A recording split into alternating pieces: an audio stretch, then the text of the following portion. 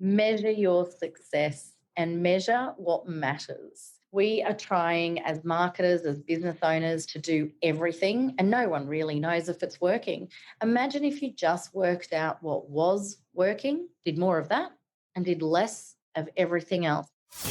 You're listening to Elevate, the official podcast of Elite Agent for real estate industry sales professionals, property managers, and leaders. With thanks to our partner, Connect Now, Elevate brings you the best tools, thinking, and strategies to elevate your results. To download your written action guide from this podcast, containing extra tips, links, and shortcuts, visit eliteagentelevate.com. And for more information about how Connect Now can make moving easier on your clients, visit connectnow.com.au. Here is your host, Samantha McLean. Welcome to another episode of the Elevate podcast, where we delve into some of the most interesting minds in business and in real estate for the very best tips and strategies for you to implement to elevate your business. I'm Samantha McLean, editor of Elite Agent and host of today's show. Long before any consumer picks up the phone, they're actively researching online, shortlisting the right person for the job. My guest on today's show is an expert at making sure that agents do make the shortlist. Valentina Borbone is a digital marketing educator and CEO of the Banter Group. She's also an advisor to the International Social Media Association and would be familiar to many of you as a coach at Digital Live. So, Valentina, welcome to the show. Hello, and thank you. I'm delighted to be here. Finally, as we were just talking a minute ago, it was about a year and a half that you were speaking at Prop 20, which got cancelled because of the pandemic. So I'm super excited to have you join us today, and I'm hoping that this episode might be a bit of a masterclass in social media, because that's exactly what you do and it's such a hot topic right now. Yeah, well, it's definitely been evolving, and I don't think anyone has been left unscathed in the last couple of months after what happened with Facebook and our media bargaining code. So I'm really looking forward to maybe reigniting some of the things that I have talked about in the past, and also giving people some new tips that they might be able to employ that they haven't thought of now. But I'm so happy that we got some of Prop 20 out there.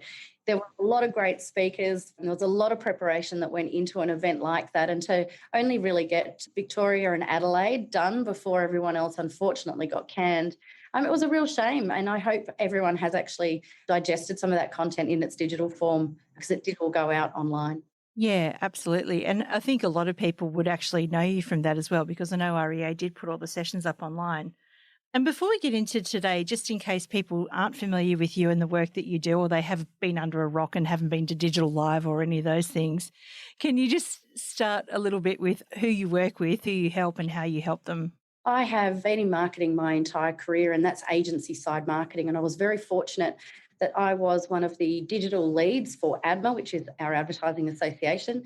For the last 10 years, I wrote their 3-month certificate grade course and taught it, both evening classes, day classes.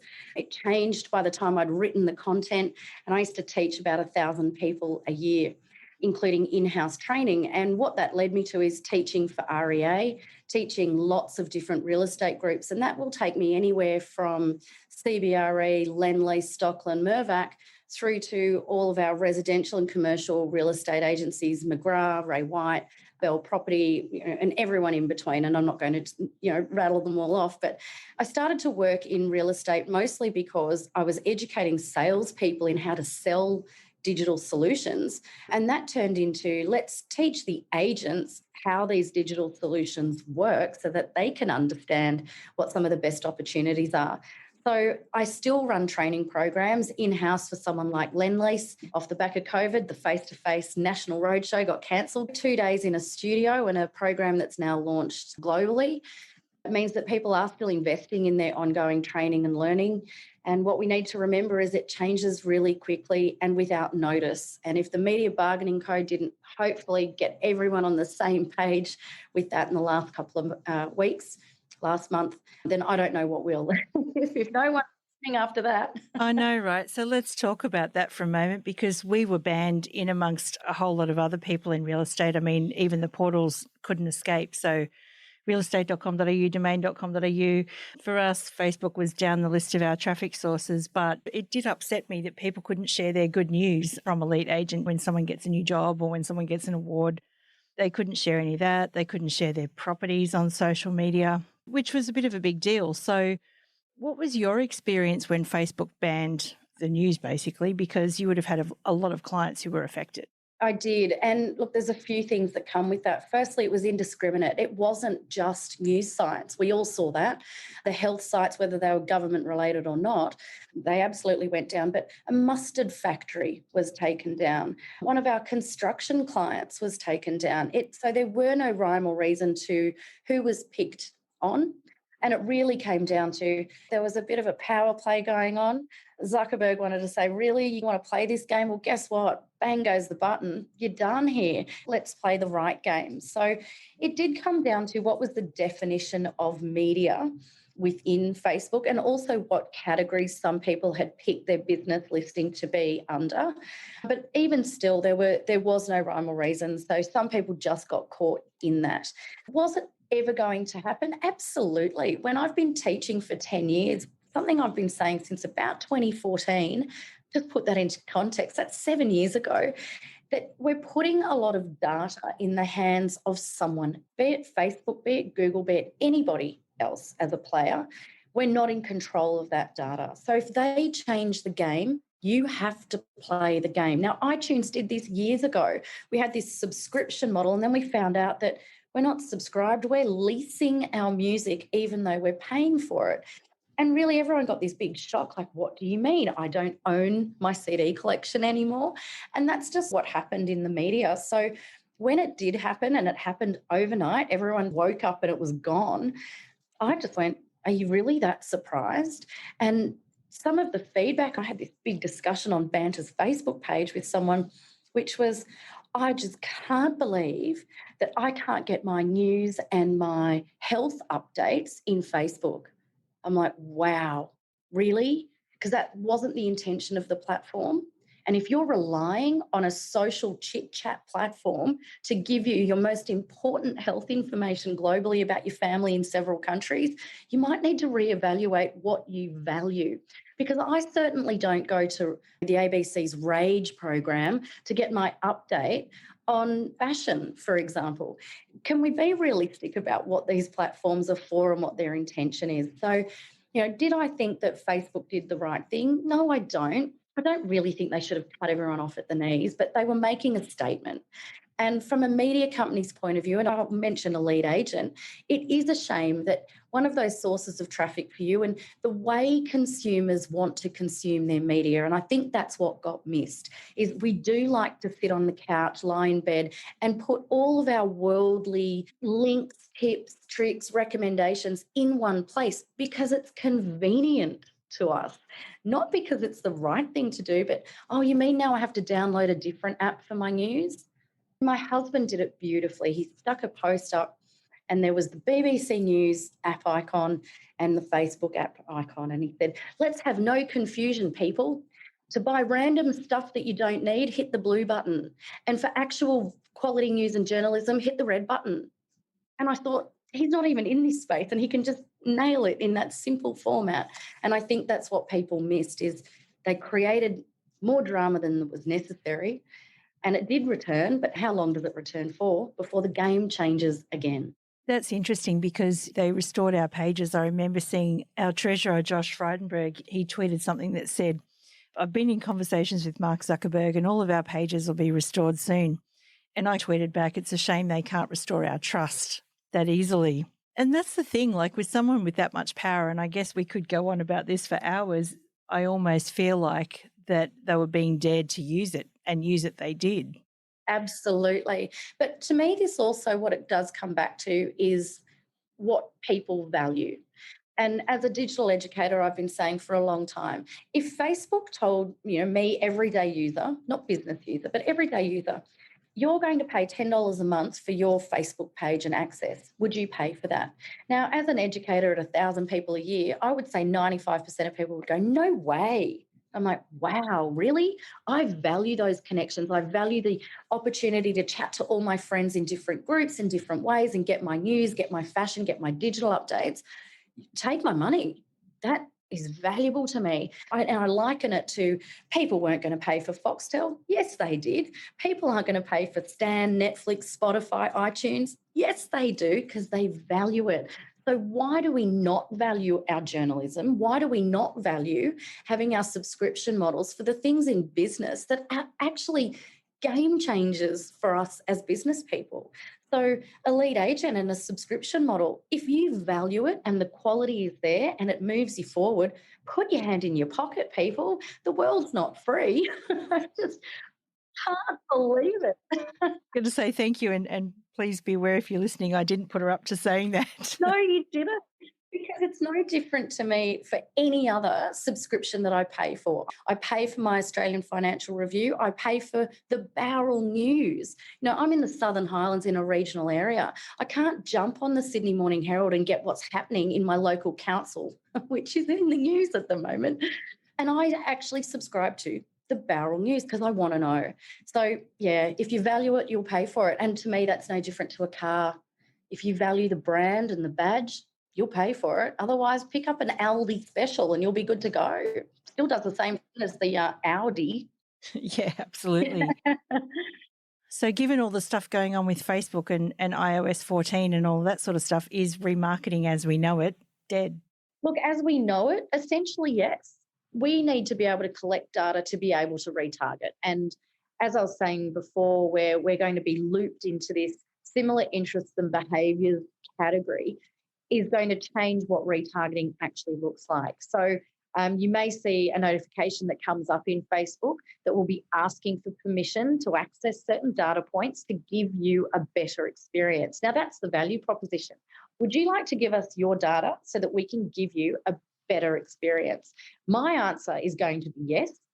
You can take my data because you're going to find it in hundreds of other ways that I engage in my online experiences.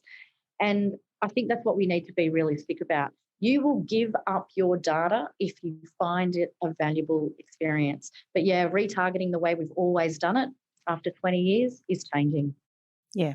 Bringing it back to real estate, where do you think agents should be directing their digital footprint right now? Agents and agencies really need to build their brand, their profile, and own their data. And I've been, again, saying this for a long time. There's fabulous CRM programs out there. Everyone's using them, but they're not actually using them. They're subscribed, so they value it.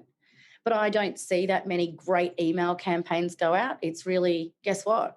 I listed this and I sold that. And I think, hurrah to you. Why on earth is that any different to anybody else? So creating a right to have that communication, creating the database that you can mine and keep. We know this is a relationship business. Technology really should just be facilitating the relationship. And I think if you're not investing in the digital tools that create that loop for you, I think you're missing a huge opportunity. Relying on Facebook to find them, look, it's a lead, it's a way of doing it. Instagram's another way of doing it. LinkedIn is, again, another way of doing it. Hitting the pavement, going to your community groups, being part of your community is all about building your own brand and relationship. And I think there needs to be a bit more focus on that rather than Facebook shut down my sales pipeline. Wow. They're the ones that aren't going to survive. It is pretty interesting. And you just mentioned email there, which is also interesting because I also feel like agents need to have their email list as more like a newsletter rather than just listed, just sold. And I guess that's going to become even more important soon with the iOS 14 updates. So, and I'm sure you're across those. How do you think those will impact real estate? Oh, in a huge way. There's a big percentage of Australians on the iOS platform. That's Apple, if everyone's wondering what iOS is. So there's Apple and iOS and Android, Samsung and everyone else, Google Pixel phone, things like that. And the iOS platform is trying to give people control. Now, in Australia, we want privacy control. It's something that happened a long time ago with the introduction of the Privacy Act and the Spam Act from 2003. What we don't like is too much choice. Now, what Apple's doing is saying for every single website you ever open after that app update, you will be asked whether or not you want to enable tracking. Now, there's a factor that's going to happen with I am over this, just no. So are we going to get this huge part of the population all opting in going, yay, I can't wait to have more control? No. And we need to remember that what people say and what people do are two totally different things. Of course, I want control. Oh, I just don't want to have to press this button every 2 seconds. Can't have your cake and eat it too. So, yes, that targeting and retargeting is absolutely going to change significantly. There is a shift in the handset. Don't forget, this is only affecting Apple users. I'm even on an Android, so it's not going to affect me. And the way I look at targeting, I love being targeted accurately because I don't want to see sport ads, no offense, just not interested. And I'm pretty sure men don't want feminine hygiene ads. Let's just call it as it is. But you know what? Until we start working out what the new targeting looks like, and we also know third-party cookie tracking is going down the tubes as well from Google's perspective, we're going to be grouped based on similar likes, behaviours and interests. Now, if you're like me, let's just say I'm 46 this year, I'm female, and I paint miniature models of the Lord of the Rings. Who's in my group? It's like far out, really. We're all going to suddenly have similar interests and behaviours and desires. It's going to be a really tough move forward from the third-party cookie that we've known for over 20 years. This isn't new. We've just got to keep evolving. So I'll go back to actually what you were saying with email as well. We've had COVID shut us down from any form of face-to-face interaction when relying on digital. And whilst we have Zoom, and here I am on this with you, email has been the highest return on investment digital marketing channel for over 7 years. Now, that's a pretty big statement to make when we've had social and we've had all the new bells and whistles, particularly from Facebook and Insta, and yet we're eliminating or deprioritizing, I should say, this channel that is direct to my inbox when I want it in the richest form, and I will digest it when it suits me. And people aren't utilizing that. And I think that's crazy.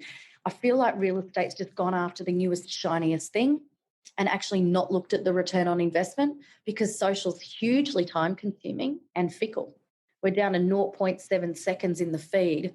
And you think about it takes over an hour to put something in your phone on the feed, and we just zoom past it. Email, I'm going to sit and read with my cup of tea and have a good look. There's a lot of newsletters, not inside the real estate industry, but a lot of newsletters that I've noticed that it's almost like a resurgence of the newsletter. I've got a newsletter of my own, so obviously the brief, I'm passionate about newsletters. But you're right, I do sit on a Sunday morning and catch up on the newsletters that I've missed. And if it's valuable content to me, then I'm happy to spend the time on it, almost like leafing through a magazine. Absolutely. And the consumer is smart. Let's not think that they're just dumb. For a long, long time, we have RSS feeds available on our newsletters. So you can actually, as a user, curate your one newsletter about property. And I can subscribe to 10 different newsletters, and I can do my property reading. I can do my fashion reading, and I can also do my digital marketing reading. So it's like my own magazine of things that I like, categorized from all my favorite sources. Why people think, oh, it's just flooding the inbox. It's like, if no one has set that up, that's quite behind in the times of how to consume the amount of content we're trying to get through. And I love my digital, but it is exhausting. It's relentless and it comes at you 24/7 from overseas. We've got now more information than we could ever possibly digest. So how do we curate it in a way that works for us? Lying in bed on the weekend, catching up instead of a physical newspaper, we have our digital newspaper. And I don't mean the Australian Financial Review. I mean curating our feeds into our own news. And people are missing this opportunity. Yeah, I actually think there's a big tip there for agents that if you could curate a community newsletter or something like that from various different sources around the place, given that there are so few community newspapers, you just mentioned it yourself a little while ago, there's a big, big opportunity there. Absolutely. And look, what was interesting about the Barrel News in everything that had happened with the media bargaining code is their site never went down. Isn't that fun? And they're a limited site and they never went down. How amazing is that? How amazing is that? Do we think that might be a coincidence? It was interesting because we were like, oh no, our news is still there. Good, we can still find out about the 2 traffic lights in our area. Well, that's it. I did talk to somebody who was big in community newspapers once, and they said that a lot of it was about DAs and crime. So you could be a real estate agent by day and a crime reporter by night. And I'm kidding. Don't try that at home. No, But I do think a community newsletter is a fantastic idea. they really are. Let's go back to Facebook. I hate giving them airtime at the moment, but let's go back. It is pay to play with Facebook at the moment. You were just talking about the newsfeed and how much access that you get in the newsfeed after you've spent an hour, curating a beautiful social media post. Do you think that it's worthwhile having any sort of Facebook strategy or any sort of social media strategy right now if you're not paying for advertising? Yes, there still is a place. Look, it's been a pay to play platform for probably close to 3-4 years now, if not longer. And in saying that, to explain what a pay to play platform really means, they reduced their organic feed reach. They basically said, you know what, you've had 16 good years to build up your audience and now we're going to monetize it. Again, not a big surprise. I don't know too many players that give away heaps of free media. And what they did is reduced the reach to be between 1 to 2% of your total following base will even see one of those posts. But the algorithm is real. If you get lots of traction in the first hour is really important. So traction being comments, likes, shares, mentions. In that first hour, the algorithm goes, oh, you know what? This content's actually really useful to somebody, to lots of people. We're going to show it to more people. So that's what the pay to play became. In terms of having a strategy because of the pay to play, we have to go back to consumer behaviour and how we actually operate. So if I'm moving into my area, someone's moving into our area and they're going to ask a friend, as this happened to me, oh, I heard you moved to the Southern Highlands. What's it like to live there? Can you recommend any agents as I'm about to do the move from Sydney? Now, for me, I can go tag individual businesses or individual agents, call these guys. These are great. Here, I'll link you in, literally not on LinkedIn, but on Facebook. I'll link you in. And then that person is going to validate that relationship before they pick up the phone. And what I think agents and agencies are missing is, no, you don't just see a post and go, oh, I like them, I might give them a call. We do that with things that are relatively disposable, but not in a relationship with someone like the bank and someone like real estate. That's a very emotive, long-term strategy for a lot of people and something that doesn't happen to a lot of people in their lives more than a couple of times. So social is a validation point. Just like websites are a validation point. Are they still needed? I mean, websites have been around for a long time. Absolutely, because imagine if you hear of an agent and then you go to look them up and they don't exist. Okay, so consumers going to go, are they even legit or are they just kind of working out of their garage? Are they even qualified? Oh, I don't know. I don't feel good about that. Versus someone else who's got a really active profile in the community. I can see who I'm dealing with. It's about building that relationship. And that's where a strategy should exist, even though it's a pay-to-play platform for reach. It's a validation point as well. Yeah. Can we talk about some of the other platforms as well? Because as you said in the very beginning, things do change very quickly. And so all of a sudden, when everyone was kind of cut off from Facebook for a while, they all jumped on LinkedIn after all the jokes came out about what's my MySpace login. And then everyone jumped over to LinkedIn. And I think LinkedIn still remains a bit underutilized as far as agents are concerned. Frankly, people who have been listening to this podcast for a couple of years now know that LinkedIn scares me because I just get spammed by people with ridiculous messages that are just not even anything to do with anything I do. How should agents be using LinkedIn at the moment to build their profiles? Okay, so LinkedIn is not Facebook. It is a B2B platform and it's about your professionalism, not what you had for dinner. And what I think agents have missed is, oh, I'll just claim the profile. And what that meant was they've got no picture, no background, but they do have a name, a picture at best, and a really bad picture at best, and no real valuable content on there, no real valuable profile background on there. Now, again, it's another tool. My biggest tip for using LinkedIn is please fill in the boxes of information. If it says what's your work history, maybe complete that box. That would be useful. If it does ask for a photo, please don't post one. This is my pet hate on LinkedIn. Don't post one from 25 years ago. I like to think I still look 20, but I don't. And I'm okay. This is my professional face now. I've got to meet people off LinkedIn.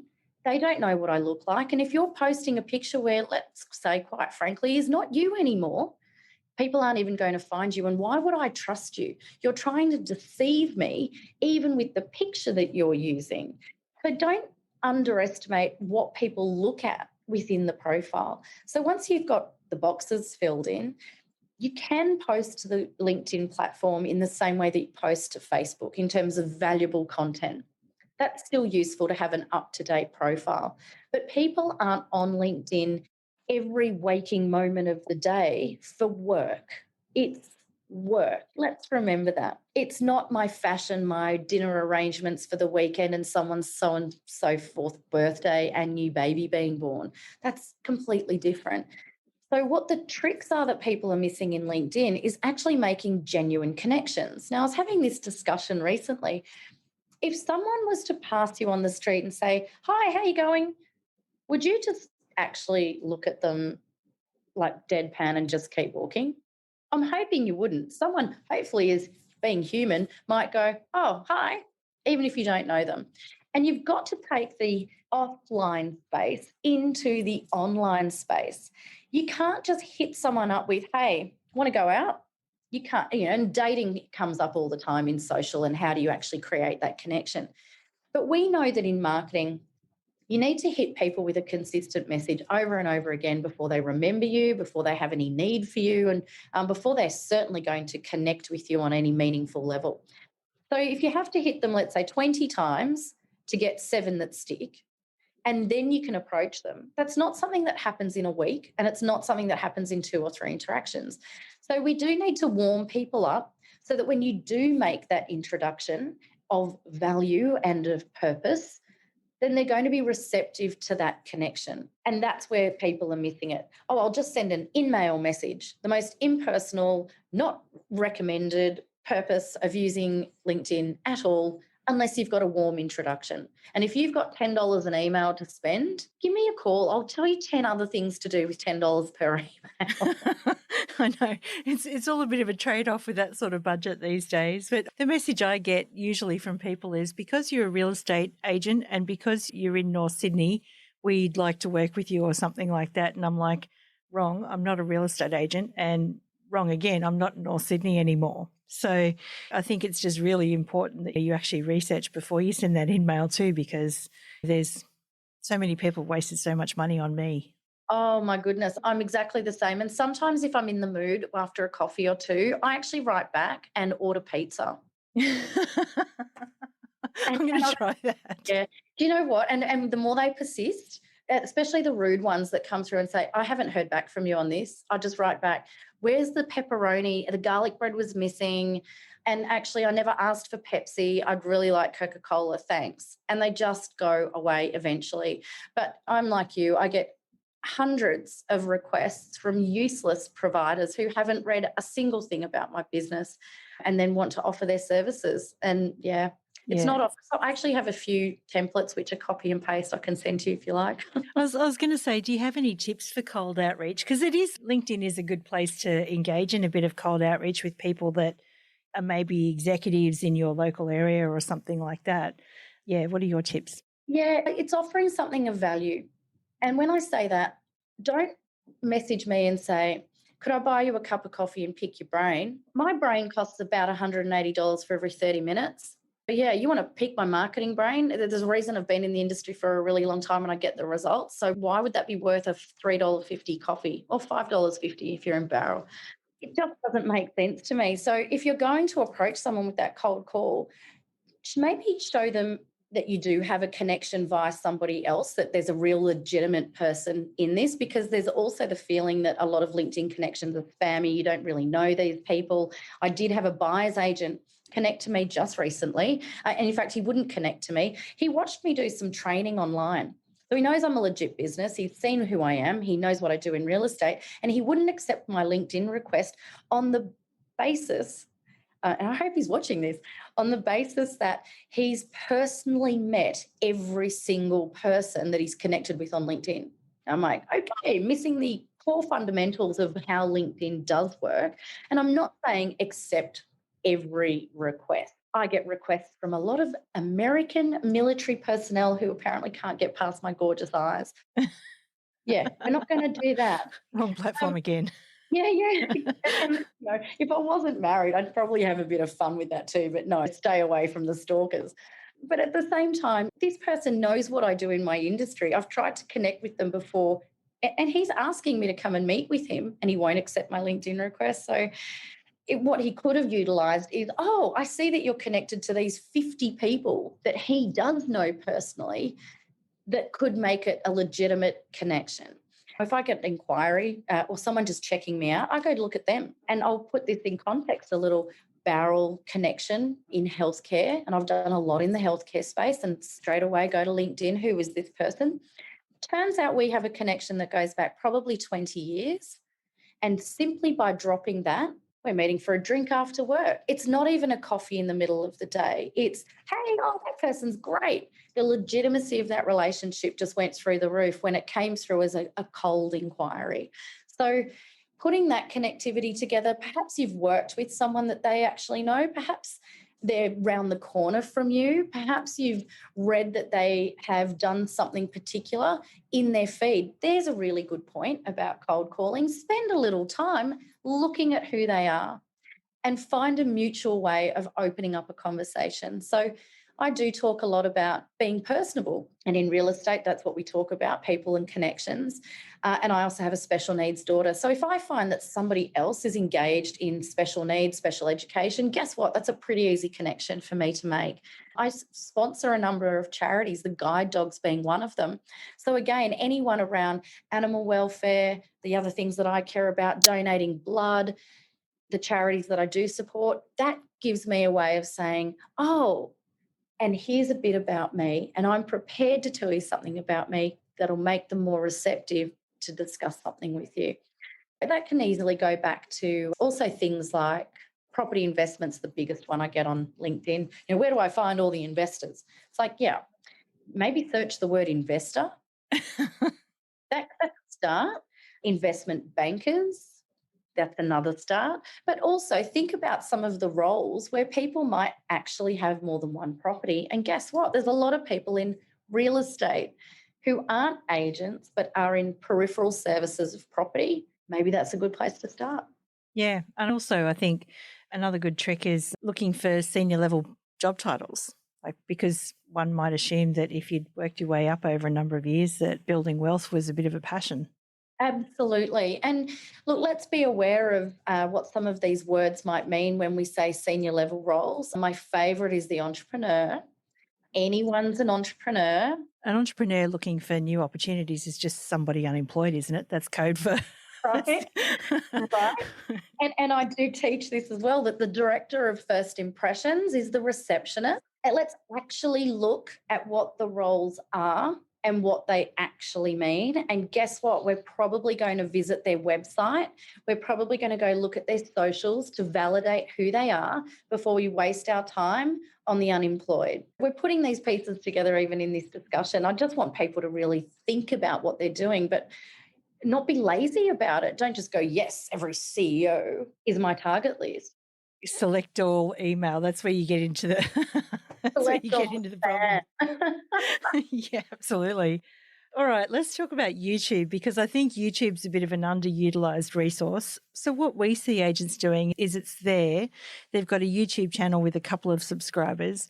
All the property videos go up there just because. Do you have any tips for making better use of YouTube and Google now? Yeah, so let's not forget that YouTube is owned by Google, second largest search engine in the world outside of Google.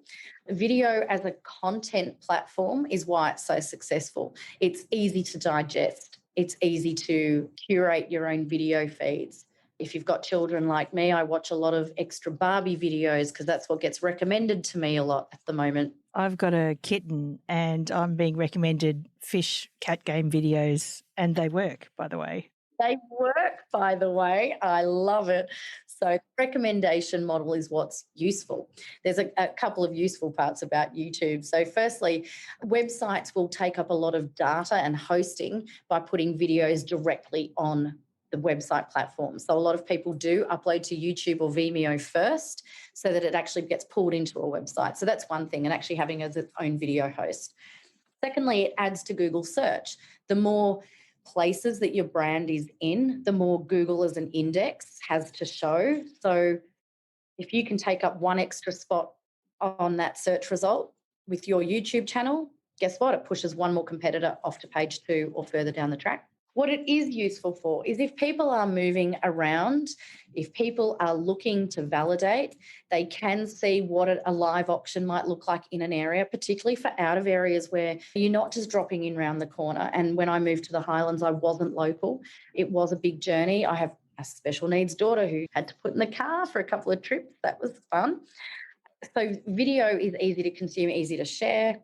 They can be short, but they can be in depth. And again, I can't, and I won't just look at a static picture and go, Samantha looks nice. I actually might want to know what you're actually like. Are you quite a full-on interviewer in terms of, we've talked before, but you're not going to just jump into a situation where you go, oh, I think she looks nice. She looks friendly. She might eat me alive in the first 30 seconds. What can I learn about you as a person simply by watching video? And I think it is a more genuine approach compared to photography. And anyone can look really great until they speak. Yeah, that's true. It's why you might also say in a recruitment process, I'm recruiting, asking people to make a video. And part of that is not to say you're really great looking down the barrel of a camera. You're confident enough to speak about who you are if you're about to go into a sales role.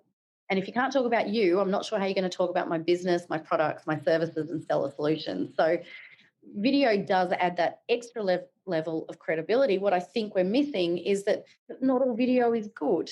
Not all video is created equally.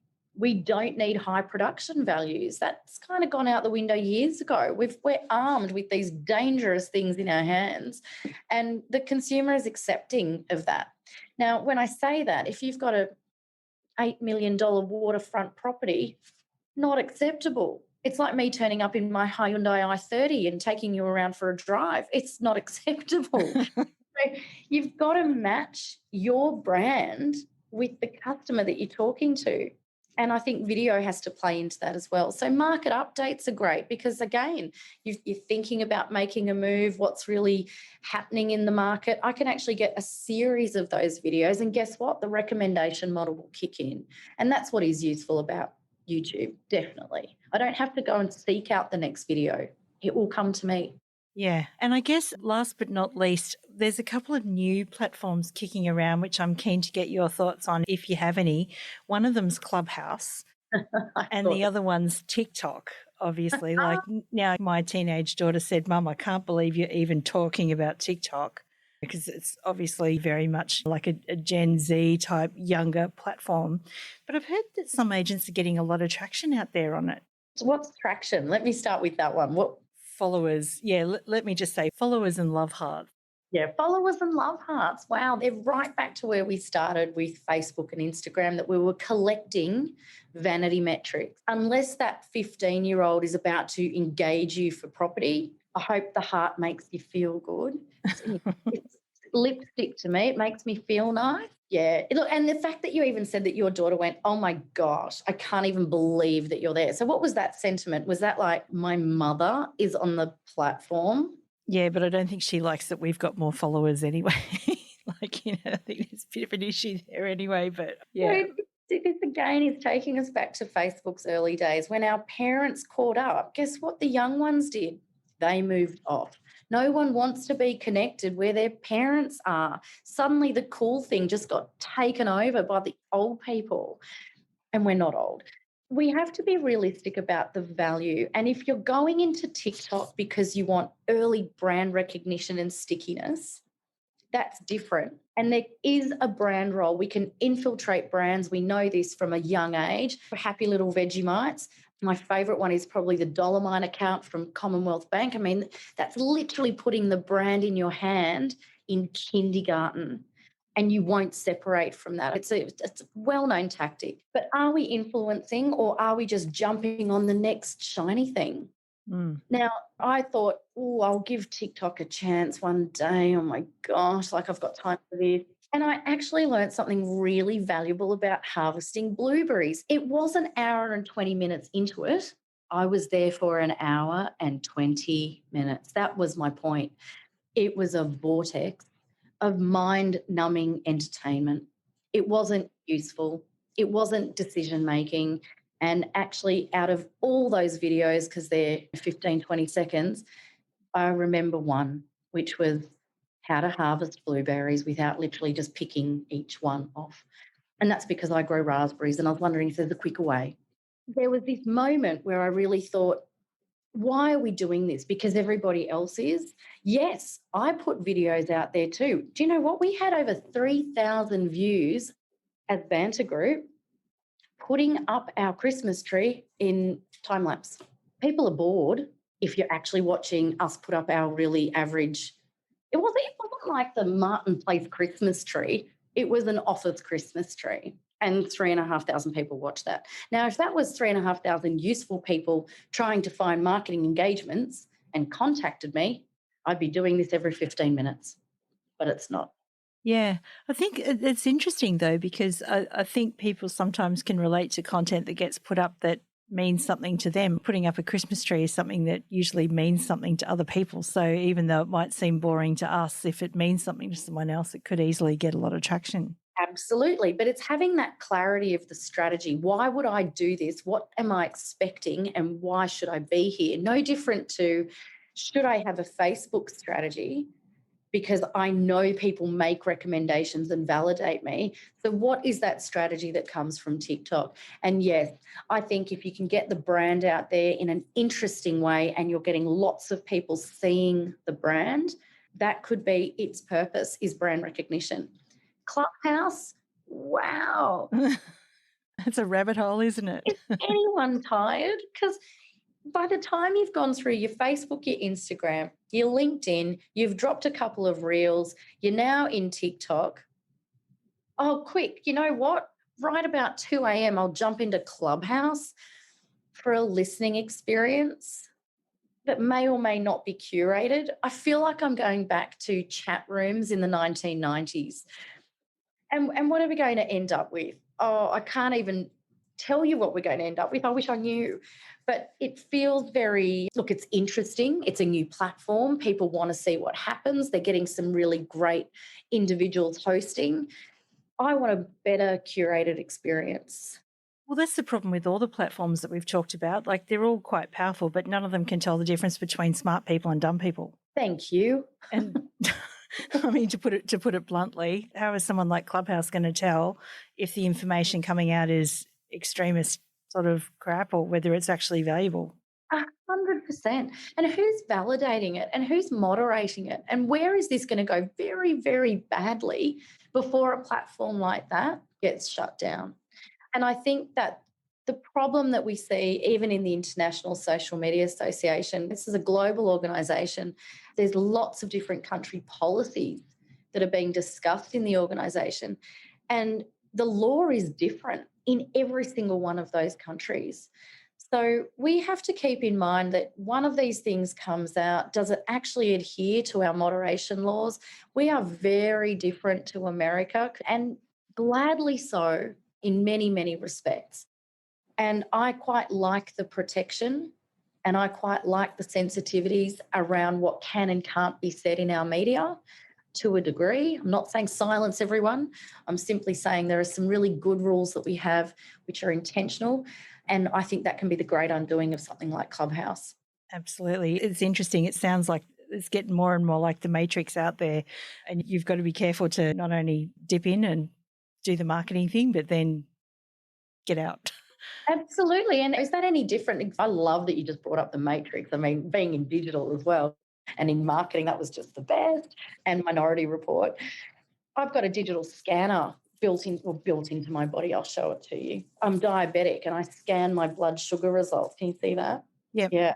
And so that's one piece of digital tech that can track me. But if you then start thinking about the QR code and being tracked wherever we're going, our Google Maps gives me a summary of everywhere my phone has been because it's tracking my apps, not my driving, tracking where I go. This is massive amounts of data all being pulled together. And all we need to do is open up the pipes, put those two things together, and we are stuffed. We really are. And you know what? By even having digital technology built into my arm, there's a chance that even my health insurance will be affected by my self-control of diabetes.